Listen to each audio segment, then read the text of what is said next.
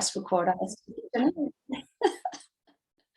So the people who are just joining now have missed a little bit, but we're here right now on engagement. So engaged, not engaged, or actively disengaged. As you can see that engaged, there's not a lot of people. And if you're pretending to be engaged, that's causing you a lot of effort.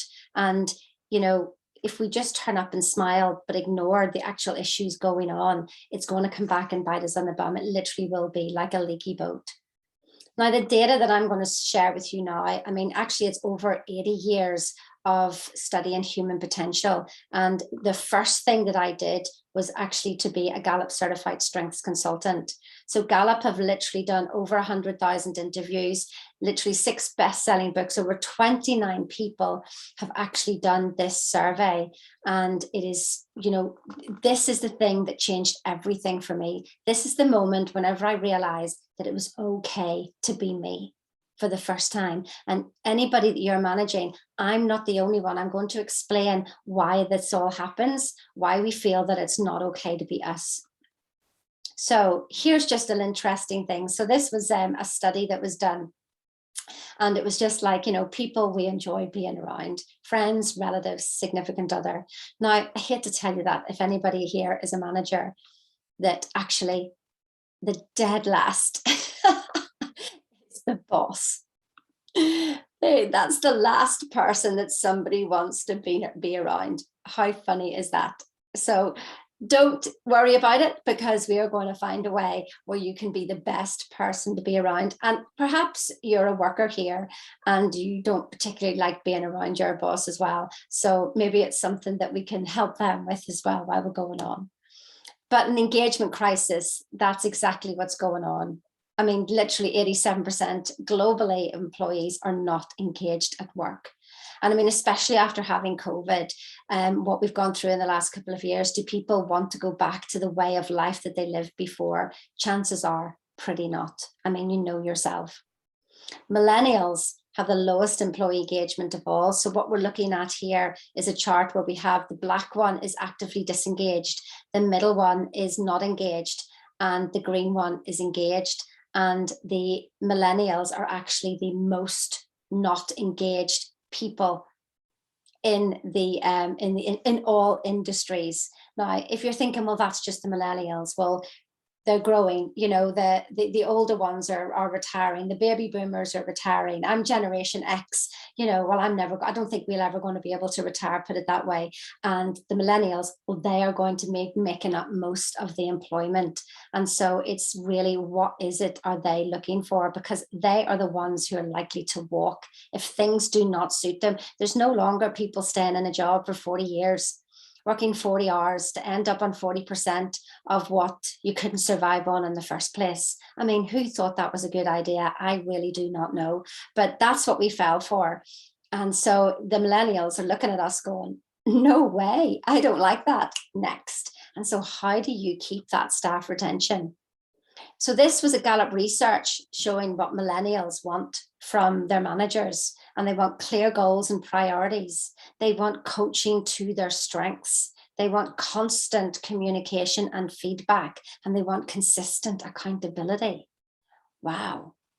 Isn't that quite interesting? They want accountability. Is if you're not held accountable, what's the point? Constant communication, so thinking that somebody's okay and not asking them. Coaching to their strengths, what they're good at, which is what we were talking about before. I had a manager, and we've all had them before, where the manager coached me on my weaknesses, constantly trying to pull me up and pull me up. But what he didn't realize is that what he saw as weaknesses in me weren't weaknesses. They were just, I didn't do it the way he did it. It wasn't a weakness.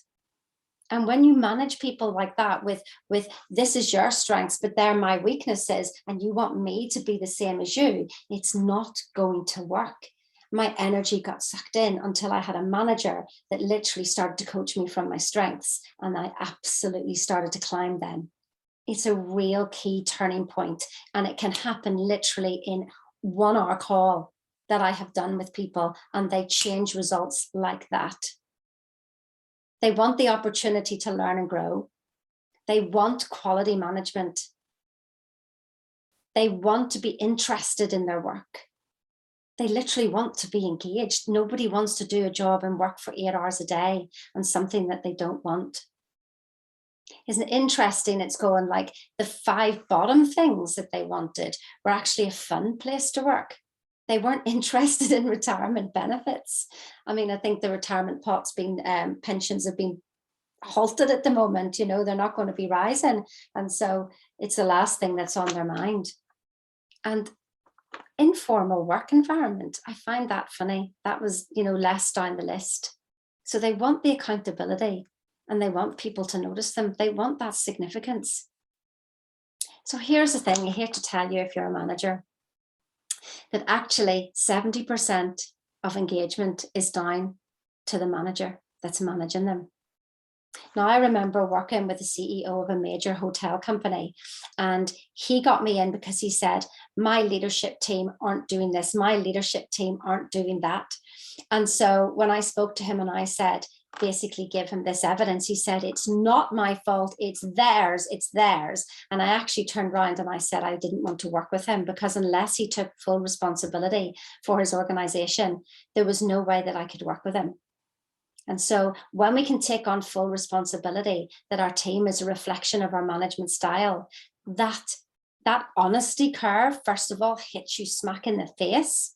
But that truth and honesty will help you literally understand how to be a better manager and help your employees work better with you as well. And if we don't understand ourselves, if we can't lead ourselves, then how can we lead other people? One of the things that I hear a lot of people saying that I'm busy, busy, busy, busy.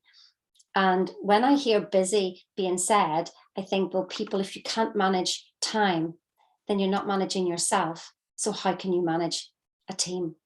It's something to really, really look at. This is such a big eye opener for me when I was doing, as a leader of my own team, to make sure that if I see something happening, that actually I look to myself first of all, rather than looking to the employees. So you can do engagement studies. So take a picture of this, or, you know, you watch this replay, and these are the 12 questions that change everything. Now, some engagement surveys go on for 100 questions. Gallup literally did the study, and these were the best results. They analyzed every single question, analyzed how the question was being asked and how it related. And so these are the questions that will get results. And this is what Gallup do. They literally, this is an employee engagement survey. This is it. Doesn't have to be complicated, but this gets results. So do they know what's expected? Just because you've explained something, it's not how you explained it, it's how they understood it. And I'm going to talk to you in a bit about why that's a different one. You explain and how they understand, even though they say yes, they might even sign their name on a piece of paper, but they don't get it. If they've made a mistake, they didn't get something. There was something that they didn't quite understand. You know, the materials and equipment, opportunity to do their best, or are they constantly being told? And all these come down here is just like a focus on me, know me, help me see my value, care about me, help me grow, hear me, help me see my importance, help me feel proud, help me build trust. In other words, help me trust you. That question there that you can see is best friend at work. Now that seems a funny question whenever you're coming to, like, you don't necessarily need your best friend at work. But when they took the question out, it changed all the results. And how they asked the question in the survey itself makes a real difference. And what it means is that you actually see this as somewhere inviting to come to. Your work environment is somewhere inviting to come to. And that there's somebody that you can relate to there. You know, talking about progress, you know, help me see my contribution and opportunities to learn and grow, challenge me. Look at that one right in the middle there. Opinions count. Their opinions count. It's really great to see, doesn't matter what age somebody is. I believe that the people who come after us are the ones who are more consciously aware of how to improve our society. We, as older ones, I'm 52, have been ingrained and programmed in a certain way. But that way doesn't work anymore. The universe has completely changed. And I believe that especially the young ones are coming through with new information, and the two can work together, the older and the younger working together in that guidance and in that understanding of new developments. So look at all these areas here, and perhaps that is something to ask of yourself as well. So great 12 questions to lead with in any conversation. Now, where do these all come from? So I'm sure you've all heard of the Maslow's hierarchy of needs. If you haven't, it's not exactly a triangle. We know that. It's a bit more fluid than that. But this gives us some sort of idea as to, what we need to deal with. But the self-actualization right at the top, if we help people from the top, the rest of them will fall into place.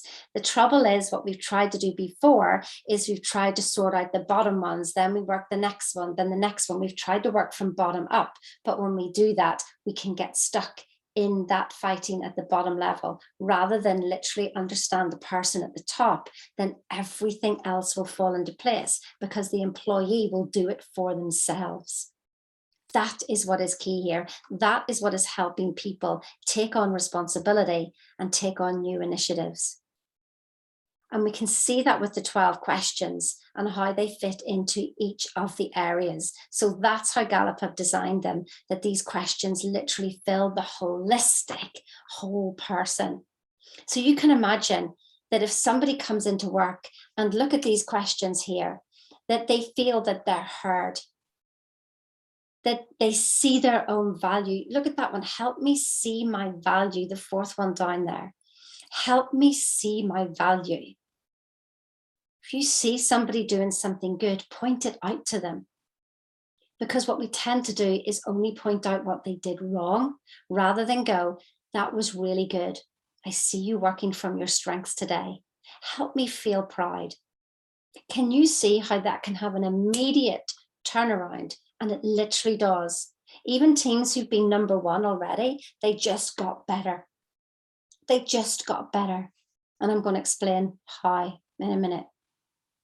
So managers who focus on strengths, their employees are more engaged. So what you can see here is they've got the green is the engaged, the gray is the not engaged, and the black is the actively disengaged. And so my manager, this was a question that was asked of employees, my manager focuses on my strengths or positive characteristics, and the engagement was higher whenever managers focused on what was good. You see, it's about when you see what is good and you tell somebody that, they will pull out all stops to do more. It's the same for yourself if you're in business on your own. It's the same for yourself. If you start to point out what you're good at, because that is where the abundance side is. Whereas if we keep focusing on what we don't have, then that's where the lack side is. And so always focus on what you've got, always focus on what you're doing well, then everything else will come with it. You will just grow together. Those weaknesses can be managed by other people working with you and other people working on the team. So here's some of the guiding principles about strengths. So we separated them into themes, but they're neutral. It doesn't mean that you are judged and this is you. They're not labels. Because one person has one strength, it doesn't make it the same as somebody else's. It literally is so unique. In fact, that uniqueness is a 1 in 33 million chance that somebody is the same as you. And that's just the top 5 strengths.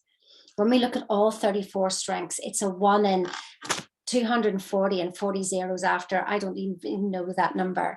But the top 10 strengths, to give you a bit more of an idea, is a 1 in 6 billion chance that somebody is the same as you. This is literally as unique as your thumbprint. So it's about leading with positive intent.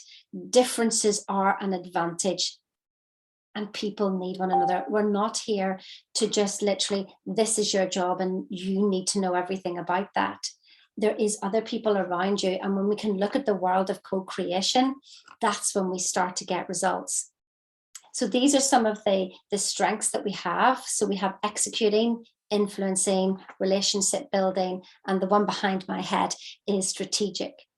So if you've done any personality profiler before, what you will find is that they tend to work on something that you need to be developed. This is not about anything needing to be developed. This is literally for you to take charge and build on your strengths. And so a lot of them are, as well, is will give you maybe like, one is just maybe colors, but this goes even deeper into that, really helping you understand what is unique about you. Remember, a 1 in 6 billion chance in just the top 10 strengths. So it's all about perception. Everything we hear is an opinion, not fact. Everything we see is a perspective and not the truth. So you can see from these two people here, one person thinks there's 4 and the other person thinks that there's 3. We could still be having a conversation standing here and I'm looking towards the sunshine and you could be looking towards the rain, and we're experiencing the same weather, but my goodness, we have a different perception as to what's going on. That is something that there is no truth in life. It is all perception. Was talking about the odds of somebody. So 1 in 33 million chance of your top 5 themes and a 1 in 6 billion for your top 10. So what is going on? We're programmed. You have a certain way of thinking. Your employees have a certain way of thinking. Your partner has a certain way of thinking. A company has a certain way of thinking. Imagine if you could understand how somebody thought. Literally this amazing information that's coming to us all times, literally coming through 1, 2, 3, 4, 5, even just understanding the first 5 steps of that information coming through. It's a paradigm. Everybody has their own paradigm. Then every relationship has its own paradigm. Every department has its own paradigm, and every company has its own paradigm. Every country, every culture, every religion. And it's a mental program that has exclusive control over our habitual behavior. And most of our behavior is habitual. And this is just what we've been taught as we've gone through life. You see, you today, you're getting programmed continually. Continually.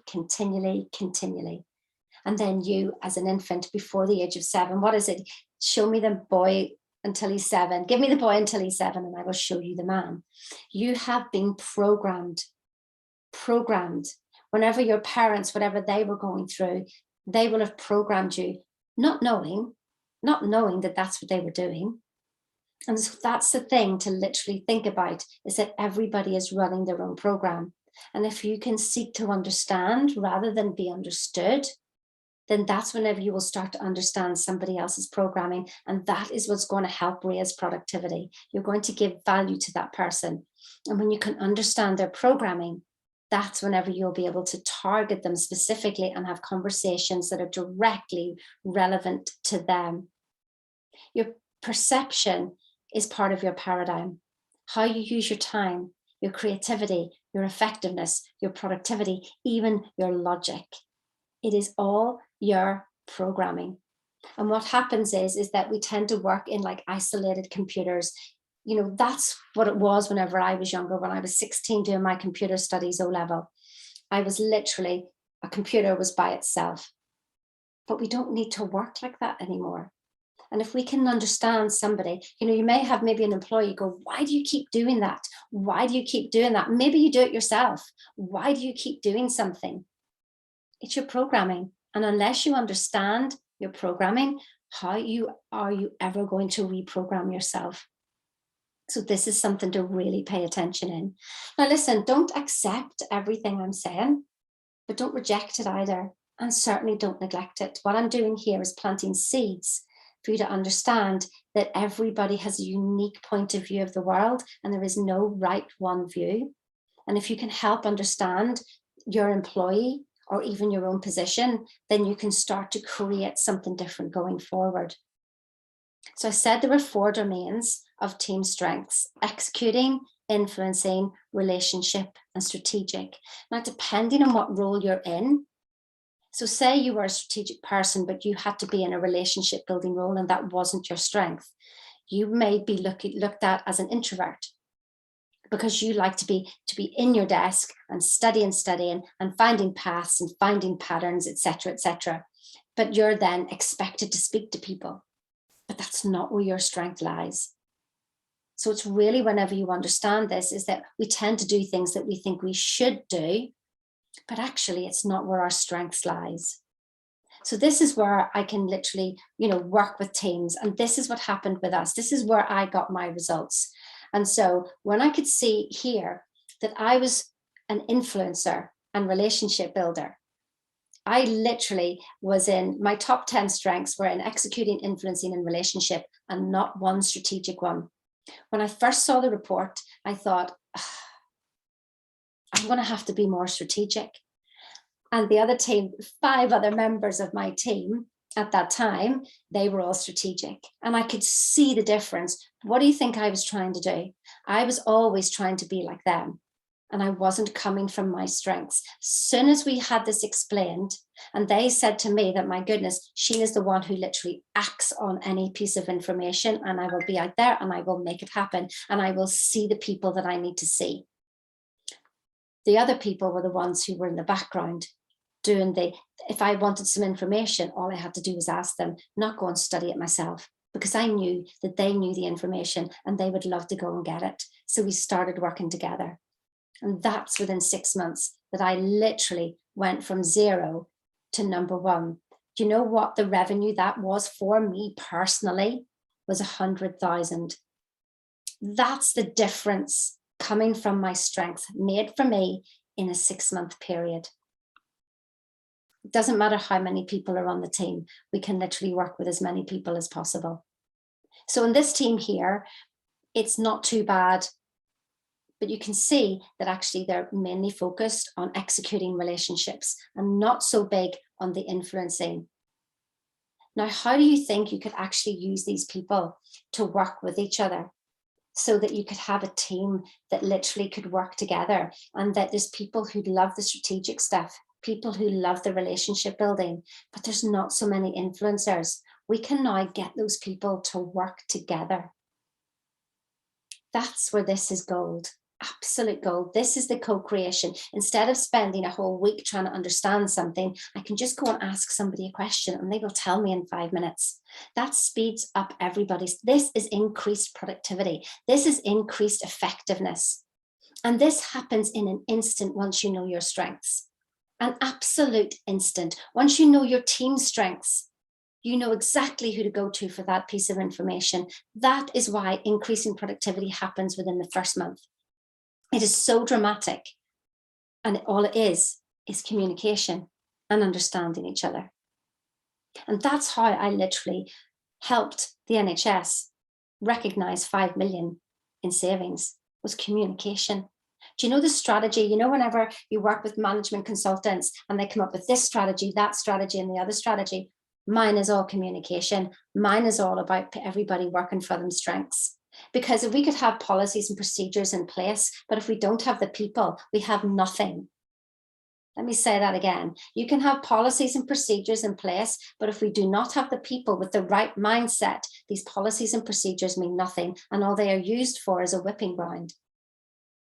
And so what we want to do is literally understand everybody and have them talk and co-create, rather than think that you're working in silos and competition. I have done the strengths of all of my friends. I have done the strengths of all of my team. I know exactly who to go to if I need help. I used to sit there and try to think it all myself, and it just drained me of energy. Now I have a list of people to go to and ask for help. This is the greatest one here. Is there somebody that you don't get on with? Because we can look at all 34 strengths. And what we do here is literally we can plot them together. Now, this is myself and my partner, but I have done this as well with 2 CEOs of 2 separate companies who were literally at loggerheads with each other. And when I put them here with their 34 strengths on this graph, they could see immediately where they were strong together, which is the top right-hand corner. The top right-hand corner shows them why they were the same and why they were fighting, because actually up here, they both had competition. So in the top right-hand corner is what they had in common. And when they could see that, they started to relate to each other. They could also see where they were weakest together, which is in the bottom left-hand corner. And that's where they were weakest. And so they needed help with that. But that was driving the arguments between them.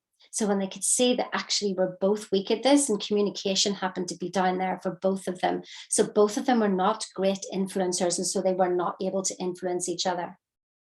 You can see in the top left-hand corner, that is what I bring to the relationship. And so these are my unique qualities. And the bottom right-hand corner is what Wolfgang brings to the relationship. And this is what, there's no point in me trying to make Wolfgang be like me. He can never be like me. He cannot do the things the way I do them. So I can sit then and wonder at his strengths and go, wow, he's really good at that. I'm going to let him do that. Because we are also business partners as well. And so that bit that's just going on in the middle, but this is where you can get other people to help you. So do you see the absolute benefit in this communication of understanding yourself, first of all, because then you can understand people around you. But that is only short term and will get results unless you keep it going and keep it going and keep it going.